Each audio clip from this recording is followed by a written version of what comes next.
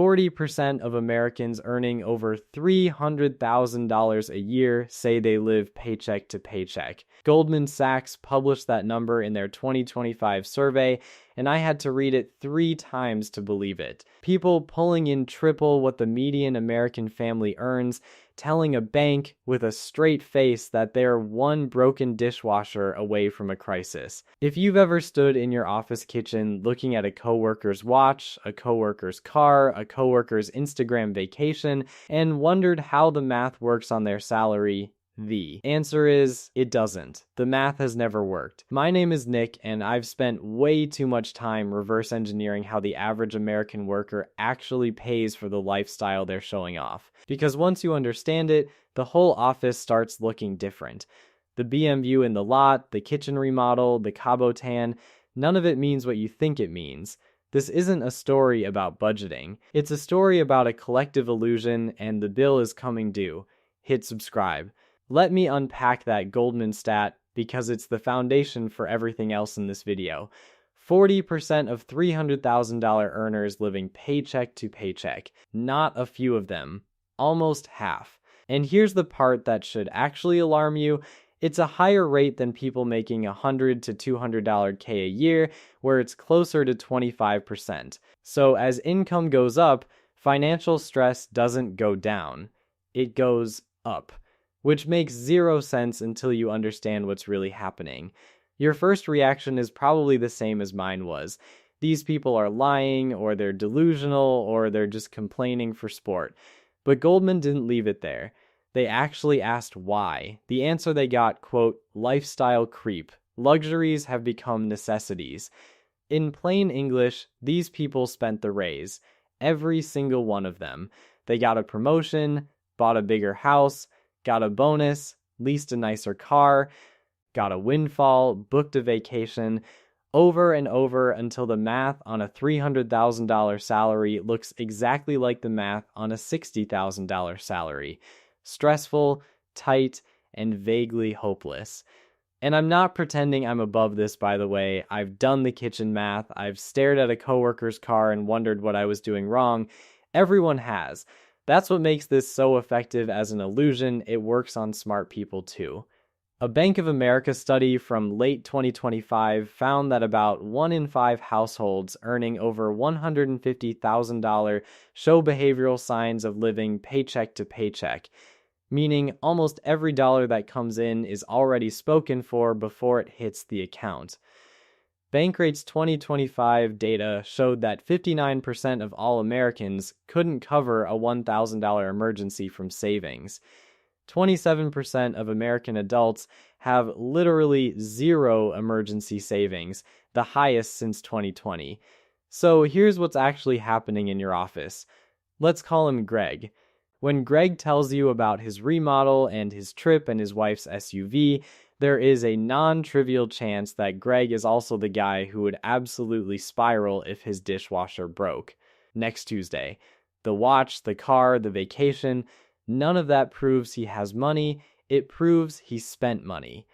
2 completely different things, and our entire culture has convinced us they're the same. This is the first thing you have to internalize before anything else in this video makes sense.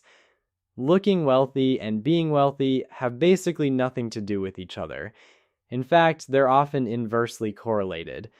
The Ramsey Solutions Millionaire Study, the largest behavioral study of actual American millionaires we have, found that the average millionaire drives a 4-year-old car with around 41,000 miles on it. That's it. That's the car. Not a G-Wagon. A 4-year-old Honda Pilot that's been through 1 family vacation and a lot of drive thrusts. Meanwhile, Greg is out here leasing a BMW X5 for about $1,000 a month to look like what he thinks a millionaire looks like. And he's not, he's just broken a nicer jacket. But how? Logistically, how is he pulling this off? How do you keep the illusion going month after month? Grab a snack because this is where it gets dark. The short answer is debt. The long answer is more interesting because the debt has gotten creative. Let's walk through the scaffolding 1 layer at a time. Layer 1, credit cards. As of Q4 2025, Americans are sitting on $1.28 trillion in credit card debt. That's a T, as in trillion. Total household debt in this country is now $18.8 trillion, the highest in history.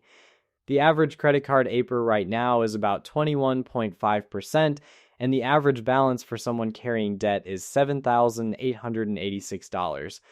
47% of cardholders now carry a balance month to month, up from 39% just 4 years ago. And here's the really dark one. 23% of people with credit card debt believe they will never get out of it. They've given up. They're paying 21% interest forever. Layer 2, buy now, pay later. This is the stealth weapon, and it's everywhere. Klarna, Afterpay, Affirm. It doesn't show up on your credit report the same way, which is why nobody knows their coworker is using it. In 2025, LendingTree found that 25% of BNPL users were using it to buy groceries, up from 14% the year before.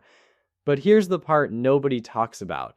32% of BNPL users earning over $100,000 a year use it to bridge to the next paycheck. That's the highest of any income group. The high earners are the most dependent on payday loan-style financing for basic living. Ever wonder why everyone's vacation photos look so casual now? Because admitting you're still paying for Coachella in September is embarrassing. Billboard reported that roughly 60% of Coachella 2025 general admission ticket buyers financed their ticket with Klarna. So when you see those festival photos on LinkedIn, a lot of those people are still paying for the ticket well into fall. 47% of BNPL users also admitted to paying late in the past year, and 63% have multiple BNPL loans running at the same time. They're literally running a miniature portfolio of lifestyle debt. Layer 3, the auto loan. This is Greg's favorite layer. The average new car payment in America hit $772 a month in Q4 2025. All-time record. But here's the real tell. 20.3% of new car buyers, that's 1 in 5, are signing up for payments of $1,000 or more per month. That's also a record. And 29.3% of trade-ins are underwater, meaning the buyer owes more on the old car than it's worth, with the average negative equity sitting at $7,214. They're rolling that loss into the new loan. For 84 months, 7 years.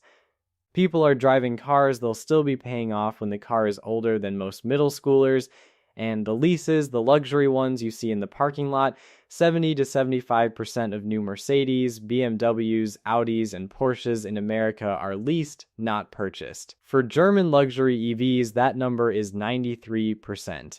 Greg doesn't own the BMW, Greg is renting the BMW. In 3 years, BMW takes it back and Greg signs up for the next one.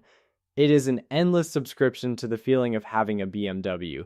So the scaffolding is credit cards on the bottom, BNPL in the middle, a stretched auto loan on top, and then a thin coat of paint. Which means when you walk past Greg's BMW in the lot tomorrow, just remember that's not Greg's BMW, that's BMW Financial's BMW. Greg just pays the rent. And that's just the debt you can see. The invisible stuff, that's where it gets even weirder. Alright, here's where the whole thing gets weird. Because everything I just described can be written off as self-inflicted. Bad choices, dumb loans, vibes over math, but the next layer isn't even their money. Savings.com ran their 2025 study on this, and the numbers are genuinely absurd. 50% of parents with adult children over the age of 18 are sending their adult kids money on a regular basis. The average amount is $1,474 per month. That's almost $18,000 a year per adult child. And it's not just rent for the 22-year-old still figuring life out. For Gen Z adults between 18 and 28, the number jumps to $1,813 a month. For millennials aged 29 to 44, it's still $863 a month. Yes, there are 40-year-olds getting $1,000 a month from mom. And the best part? Savings.com found that parents in the workforce are now giving 2.3 times more money to their adult kids than they're contributing to their own retirement accounts. So that coworker you're comparing yourself to, the one whose lifestyle makes zero mathematical sense on her salary, there's a real chance the math is made up somewhere else. Pew Research found that 44% of adults between 18 and 34 got financial help from their parents in the past 12 months. That's almost half of all young adults. The National Association of Realtors reported that 22% of first-time homebuyers in 2025 used family money for their down payment. Redfin's 2024 data was even more striking. 36% of Gen Z and millennial buyers who plan to buy soon expect a cash gift from their parents. That's up from 18% in 2019. And then there's the iceberg under the whole thing, the great wealth transfer. Cerulli Associates updated their forecast in late 2024 to $124 trillion, up from the $84 trillion everyone was quoting for years. $124 trillion will move from boomers to their kids and grandkids over the next 2 decades. And here's the part that matters for your office. Half of that, $62 trillion, is coming from just 2% of households. Inheritance is not evenly distributed. Most of it lands on a tiny number of people, and those people then quietly look like everyone else in the parking lot, except their math works because someone else is doing it for them. So when you're standing next to Brenda at the coffee maker doing envy math, remember she might not be outperforming you financially, she might just be playing the game with a completely different starter pack. You're running the marathon. She got dropped off at mile 22 in an Uber. Both of you finish, only one of you trained. And Greg? There's a real chance Greg's mom is Venmoing him $800 a month we never see. That BMW isn't just rented from the bank, it's co-signed by boomer wealth he'll never mention at lunch. Here's the one your coworker will never ever tell you about at lunch. If they didn't inherit and they're not drowning in debt, there's a third possibility: they're working more than you think. A lot more. The Bureau of Labor Statistics released a genuinely wild data point in November 2025. Over 9.3 million Americans were working multiple jobs simultaneously, the highest raw number ever recorded since they started tracking it in 1994. 5.7% of employed Americans, the highest share in 25 years. Half of these multiple job holders have a college degree. It is no longer a broke college kid thing, it's a fully credentialed, salaried, 34-year-old thing. Then there's the side hustle economy. Bankrate found that 36% of American adults had a side hustle in 2024, and 41% of those side hustlers use the money for discretionary spending, the fun stuff. Vacations, dinners, the new jacket, not survival, fun. So when that coworker casually drops $600 on a weekend getaway, it's possible that money didn't come from her salary at all. It came from the Etsy store or the DoorDash Saturdays or the freelance gigs she doesn't talk about at work. And then there's the hidden modern phenomenon, overemployment.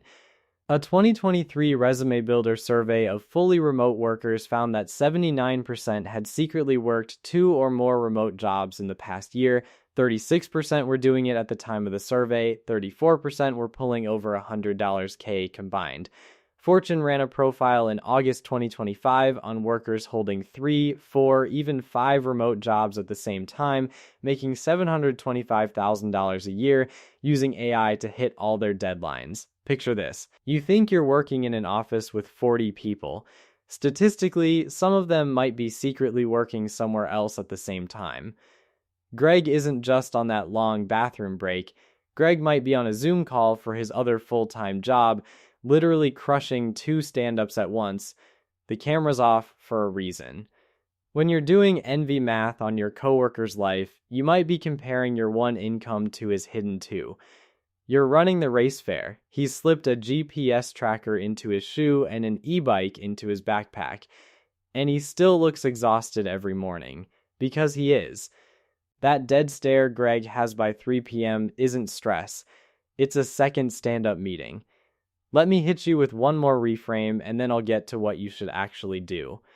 The visible things your coworker owns, the watch, the handbag, the car, the renovation, those are not wealth. They are specifically, almost by design, the opposite of wealth. They are wealth's impersonators. There's this idea in economics called inconspicuous consumption. A 2010 study in the Journal of Marketing by Hahn, Nunes, and Doxey found something fascinating. The wealthiest consumers tend to prefer luxury goods with quiet, subtle branding, small logos, muted signifiers. Meanwhile, the people who spend the highest percentage of their income on luxury tend to buy the loudest, most branded versions regardless of their actual net worth.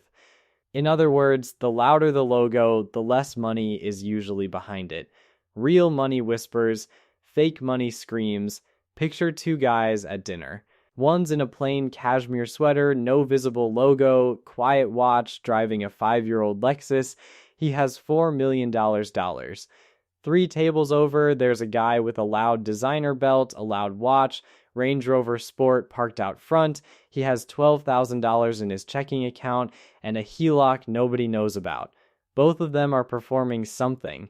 Only one of them is performing wealth.